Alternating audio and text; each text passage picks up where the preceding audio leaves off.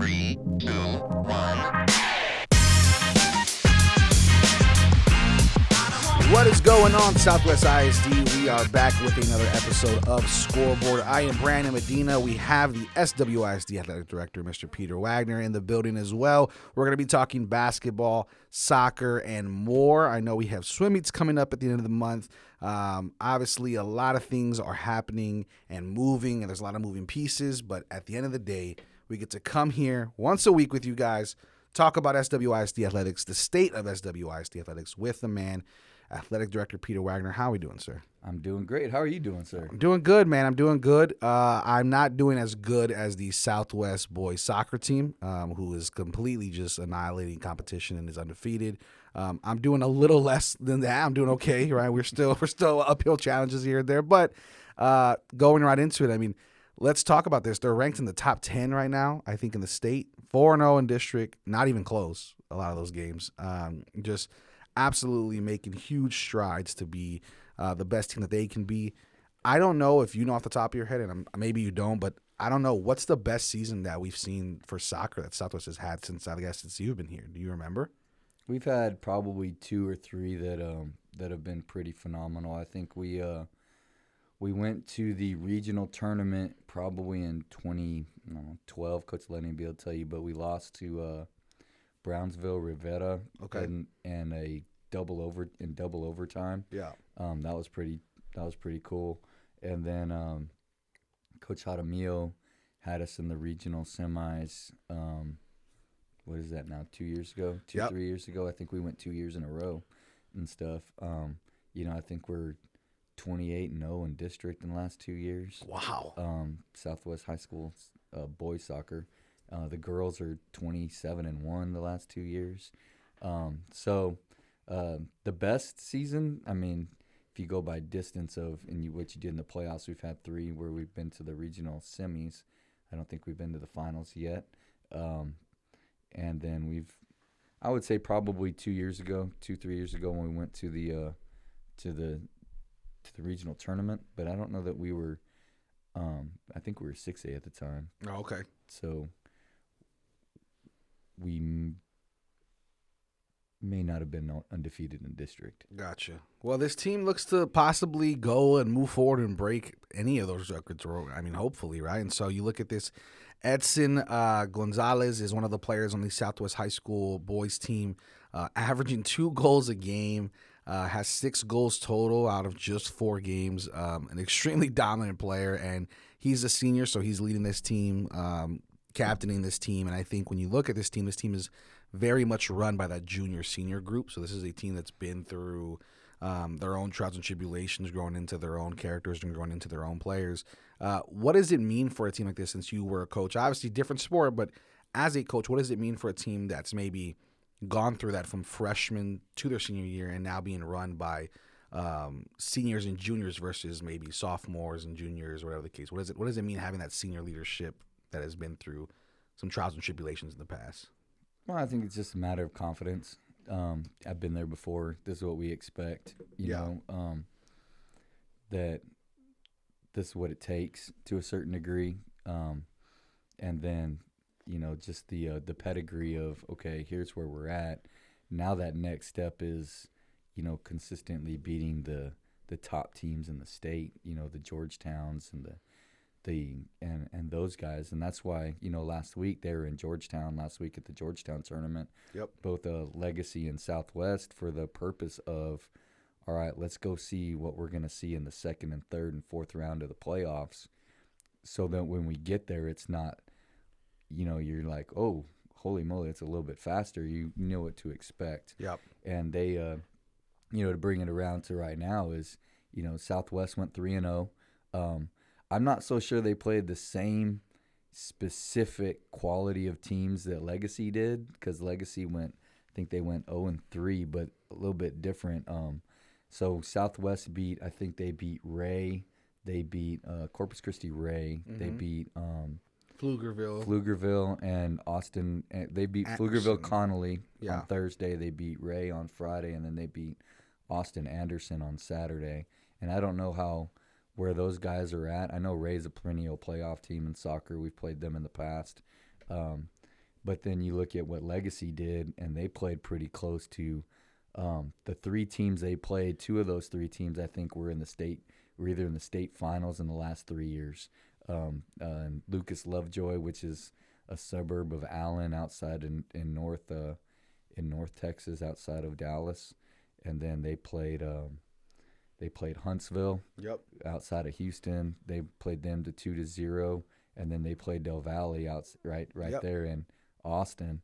That was in the state championship game, I think about 2 or 3 years ago. Trainer Hanson and I were talking about, and those guys are in there with Austin Westlake, Lake Travis, and it doesn't get any easier either. They face Davenport and they face Clark, which is also a really and our strong tournament team. this week, it starts today. And our tournament this week is pretty good. You know what I mean? We got Los Fresnos. I think the Dragons played Los Fresnos and Clark, and I think Legacy gets probably it's probably a little bit opposite of last week. They get to play Edison. Yep. I think, and so they're going to be well tested going into district in a couple of weeks. Yeah, and so I mean this time of the year right now is it's full soccer season, basketball season, and so I know we've been talking a lot about soccer. I know I want to get with our chief of police, Chief Palomo. He's the soccer guru here at Southwest. We keep calling him out, but he doesn't show up. I know. I'm right? telling you, he's going to show up one of these days. We're waiting for you, Chief. I'm saying Beetlejuice, and he's not showing up. But I think we got to get him on. He's a guy that has been following the games, goes to the games quite a bit. So I want to make sure. He kept giving me the updates from Georgetown. I'm man. telling you, you, getting halftime updates, scoreboard. You updates. don't need the ESPN app. You don't need Twitter. You don't need. You just need Chief Palomo for all soccer need. I'm telling you. So. Switching gears a little bit, this will probably be a quick show, but switching gears to basketball for an update for basketball. Southwest basketball, first in district, 4-0, 10-9 overall. Their next game is against South San, which is always a very heated matchup, even though I feel like that rivalry really has not been a rivalry for a long time, but I think we carried that from generations of parents who... Proximity. Yeah, that's all it is. It's just, hey, my dad went to South San, so now I need to beat South San, or my cousin goes there or whatever, and so it's just that proximity. But, South San, they play South San, which would be Friday the 13th. That's for first place in district. That is for first place in district, and they just beat Southside 66-44. They've had a really solid run of games. I believe they're on a 4-game winning streak right now. Yeah, they are. So Southside, they beat McCullum, Medina Valley, and Wynn. So on a 4-game win streak against Wynn. Wynn was rough and bad in football. They were just getting beat down. It looks the same in basketball. So they beat Wynn 73-26. So you're looking at max preps. I want to know what their 3-point percentage was like, because Coach Franco was giving me like minute by minute updates for a little bit. For which one? For the Win game when they were down. So that was right before. That was right during the new year. It was the December 30th. I so can give you those dudes were like, I think they were like 8 for 8 and threes the first quarter or something like that. I mean, they would have beat them by 20 or 30, but I don't think they were expecting to beat them in Eagle Pass by 50. Yeah, that's pretty rough. But overall, Dragon basketball is looking really solid. South San's not going to be any easy test. I mean, Southwest is 10-9. South San is 14-9. They've played more games. They're battle tested as well. They also are 4-0 in district. It's going to be a big one. How do you think you see this game going? And what do you think, like we said, the environment brings to a game like this when they're battling for first? So 2 things. Number one, we got to remember that South San is coached by Ray Carroll, who's been there forever, and is an incredible coach. And they play basketball like the Dragons play football. If they think that they're not going to out-athlete you or they're not going to be able to run, then they just it looks like Hoosiers. You know what I mean? Where they're just passing it. You. They're just passing the ball around, looking for a great shot, and it looks like Princeton out there and stuff like that in the day. And so they do a great job. But they're a playoff team in 6A when they're in there with Steele and when they're in there with the Northeast schools and everybody else last year.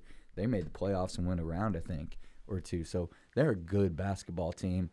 And probably right now, after they beat Legacy by 2 points in a barn burner on Friday, they're probably the favorite right now to win the district. But the Dragons are young, you know what I mean, and talented and athletic and can get it done. Trainer Hanson was telling me she was at a game where Ranjay, one of the seniors on that basketball team, like I think he surprised himself, but he like straight up posterized somebody and dunked it on somebody, and they're athletic, and so games like that I think are kind of like playing Medina Valley, things of that nature that are just is what it is, kind of a rivalry. But even so, it's even more of a big game because of what's on the line. Yeah. I think that it's a good year for Southwest ISD boys basketball, period. Both teams are really well tested in the preseason. Yeah. They're either below 500 or right at 500, but you take Legacy's played the three or four of the top teams in 4A and two or three of the top teams in 6A. They scrimmage Duncanville. I'll tell you what, the Legacy schedule in almost every sport it's brutal, just right? Brutal. It's brutal. And so, but they're tested, and so, the South San Southwest game on Friday is the biggest game in the district, and there's nobody that's going to tell you any different because of they're both 4-0, I think, something like that. But then next Friday, the Dragons play the Titans. And that could possibly be either a 5-0 or a whatever they are, an undefeated versus a one-loss team, or two one-loss teams playing to stay in the hunt for the district championship. I mean, how cool is that, right? Yeah. I mean, two teams that are really getting after it. It's gonna make it fun coming down the stretch. Absolutely. And so, look, a little shout out to our boy Tremaine Martin over at Southwest. 18 points per game, 45% shooting with his field goal percentage, which is almost unheard of. He's making half of his shots. Mm-hmm. And then he has almost averaging about 3 steals a game as well. He is a sophomore. So this team is young. You have a lot of senior leadership as far as it comes with rebounds and blocks, and you have a lot of big guys in there willing to get their hands dirty and get a little gritty, which is also kind of Southwest's staple in basketball. You got to have those athletic guys that come in and grab those rebounds, get their blocks, and put a body on somebody. Hey, there's another sophomore on there, Daniel. I think he started out the game against McCullum, and they won by 2. They had a double-digit lead for a while, and that's that being young part that we got to continue to get figured out. But, McCullum's won the last 2 or 3 district championships, and they beat them at home. But we started out the game, I think Daniel started out the game something like 4 for 4 or 5 for 5 from the 3-point line. You know what I mean? I think he had 20-something points, and I mean, he's over there shooting like he's Steph Curry out there. Just a like young Brandon Medina is what it sounds like. I don't even know you got up in the court. Come on now. All right. You're like that guy and like just kind of stays between the 3-point lines. I got you. Just grabbing whatever rebounds come down. You're the clapper. Like, give me the ball and shoot it.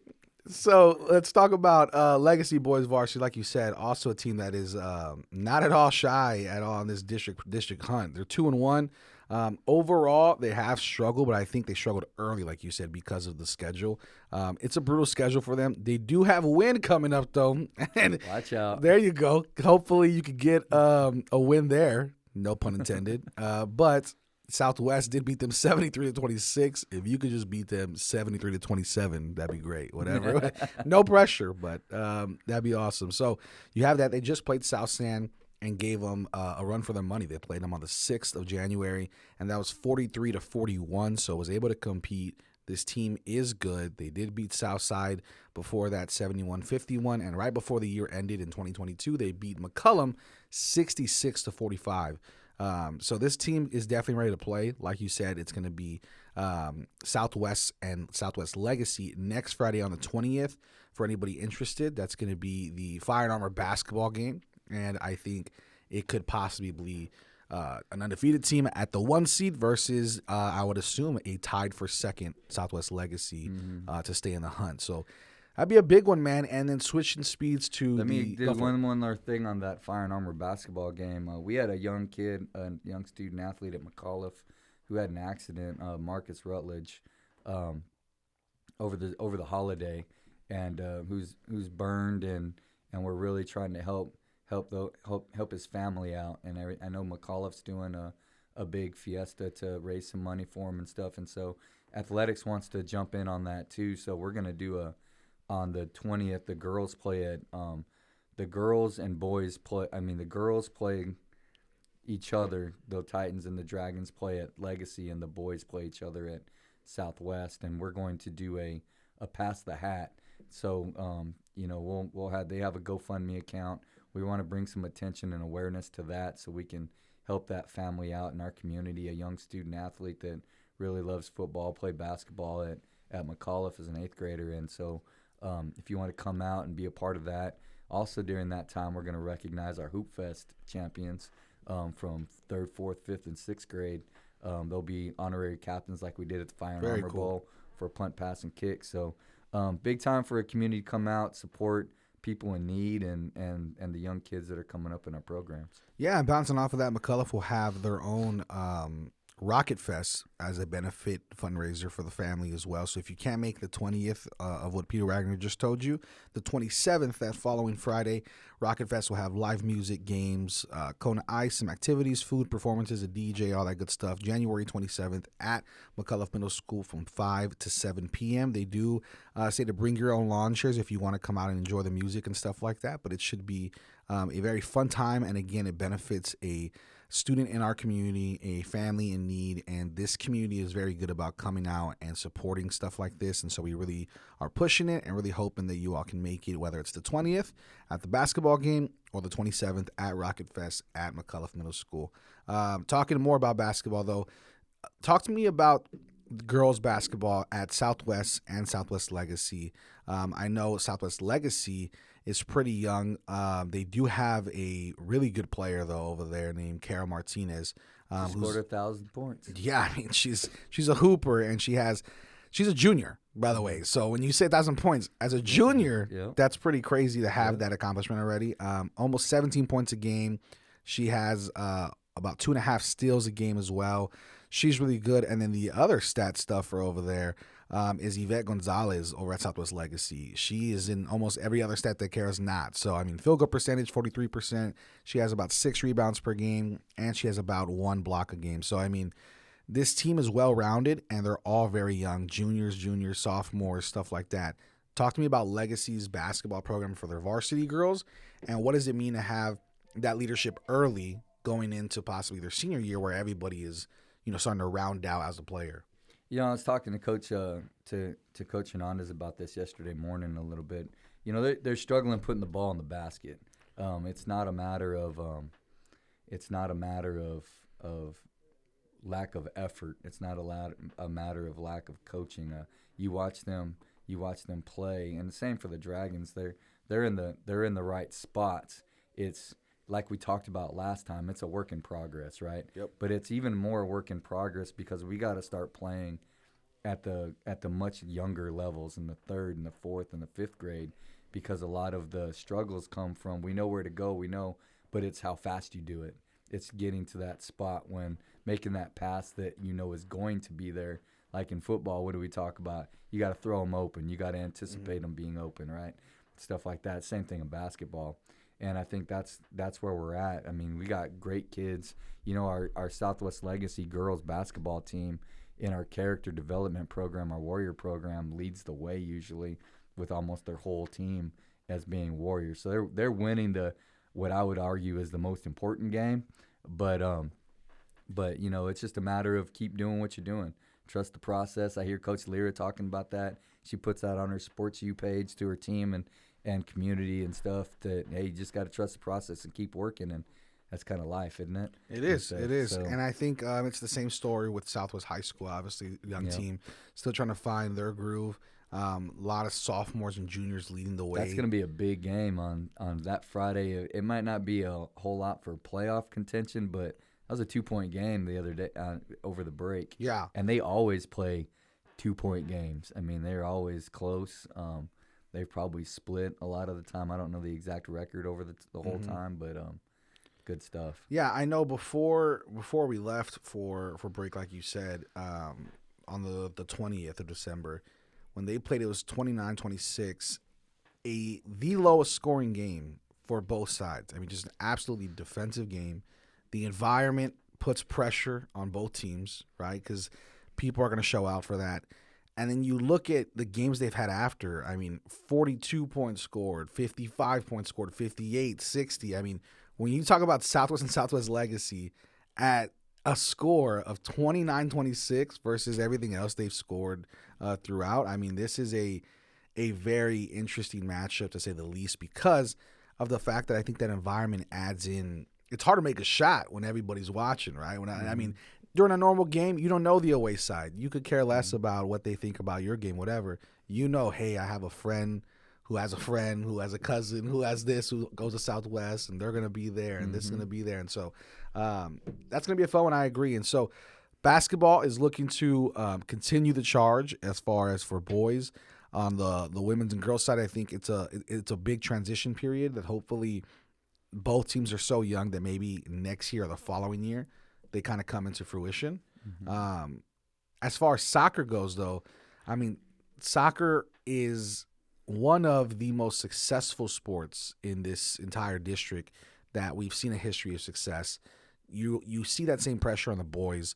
On the girls' side, though, both are doing pretty well still. For soccer specifically, what are you expecting on the girls' side for soccer to come out of this district in playoffs or in the near future, in the 1 to 2 years? What are you most anticipating? Because the boys look like they're going to be locks to make some sort of run, right? At least on the Southwest side. I think both of them are going to be probably in the top. They might go 1-2, 1-3, depending on what Eagle Pass. But still like in that, yeah. Because right now I know Southwest is I know Legacy is 1-1-1. I think they tied, right? So it's an interesting record over there at Legacy.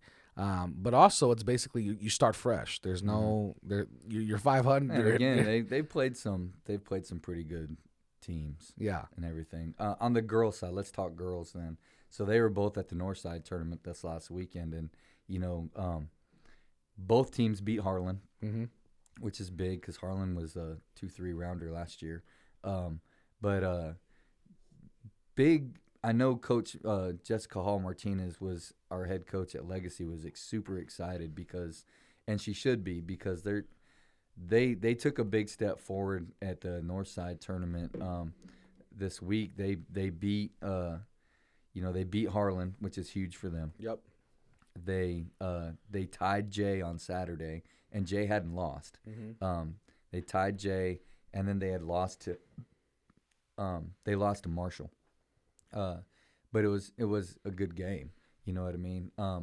And so when you ask me what am I looking forward to in the girls' season, I'm looking forward to the Southwest versus to the Fire and Armor soccer game for the girls for sure. I think the boys will be interesting with strategy on the Legacy side. What are they going to do? Last year, Coach Sandoval last year just dropped back 10 or 11 and kind of played like Morocco in the FIFA World Cup after they scored one goal and stuff like that. But the girls, I think, is going to be interesting because of the confidence Legacy has coming off a playoff appearance and then what they've done so far, right?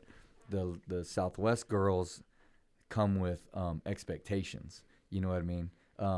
And so, how are they going to do? They're doing great. Their coach, Coach Reyes has got them going. They're a little banged up right now. Yeah.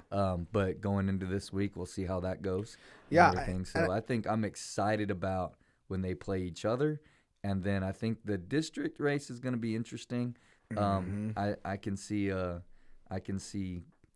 it being a little more competitive than maybe what the boys' side is going to be. Yeah, I think you're absolutely right. I think it definitely is going to be more competitive. But you talked about Legacy's Northside tournament.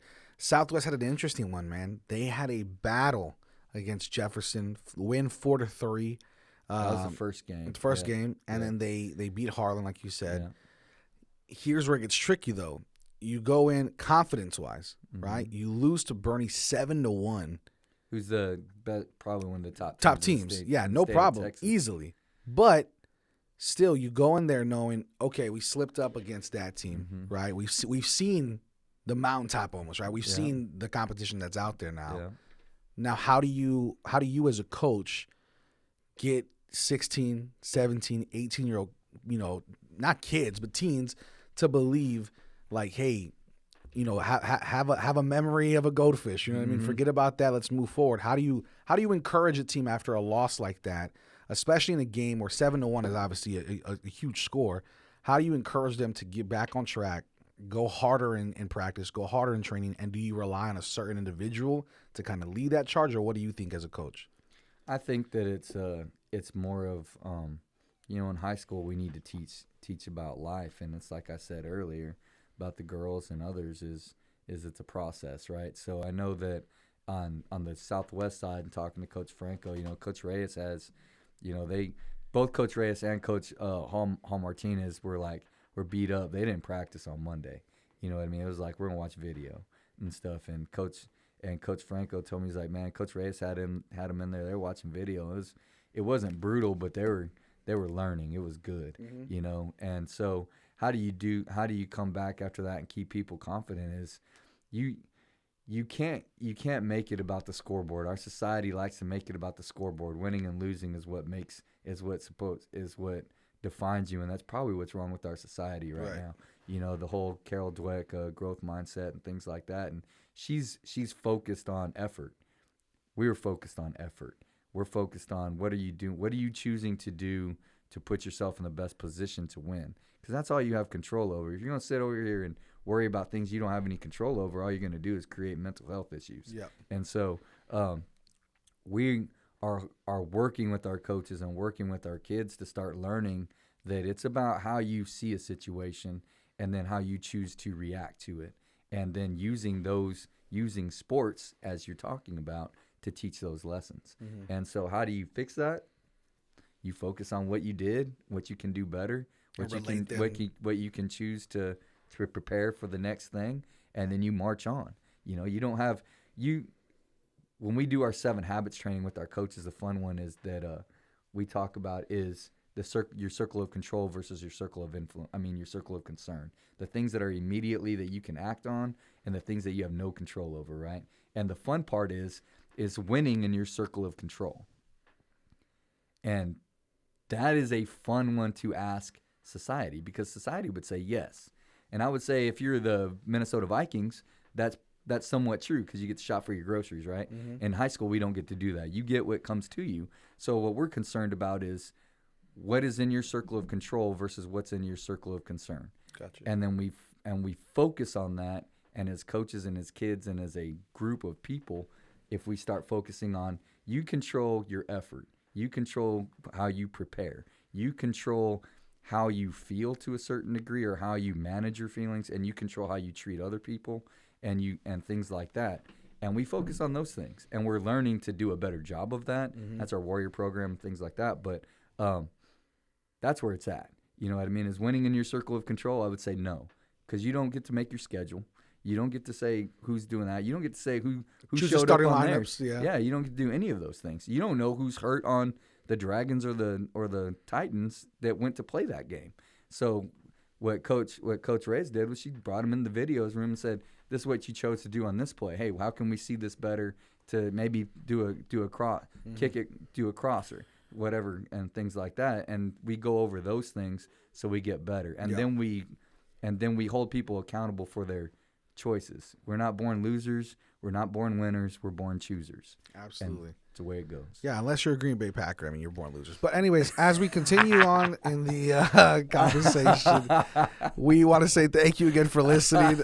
We appreciate it. And again, a lot of big games coming up. I do want to stress, though, that aside from sports and athletics, we have a huge 2 fundraisers. As Peter Wagner said, we have one on the 20th at the girls basketball game that you can go and be a part of. And then also the 27th, that McCullough student fundraiser will be at McCullough at Rocket Fest on the 27th from 5 to 7 p.m. Come out, show support. And then before we go, Coach, remind me, we have a swimming what is it, a swimming tournament? We'll talk about it next week, but we got the district swim meet. They got to meet this week to get ready, and then on the 20th, we are hosting the district swim meet. Gotcha. So we can talk about it a little bit next week, but all right. We're ready to go. We got a good diver that's got a shot at we're excited about a diver, and I'll bring everything ready to go next week, but that's got a shot at going to state. Oh, man. Well, listen, I don't mean to jinx it because he's got to actually get the regionals first, but you know. Hey, there's potential, though. Yeah. So we're excited for it. Thank you again for listening. This is Scoreboard for Peter Wagner. I am Brandon Medina. We will talk to you guys next time. And as always, we are Southwest. 3, 2, 1.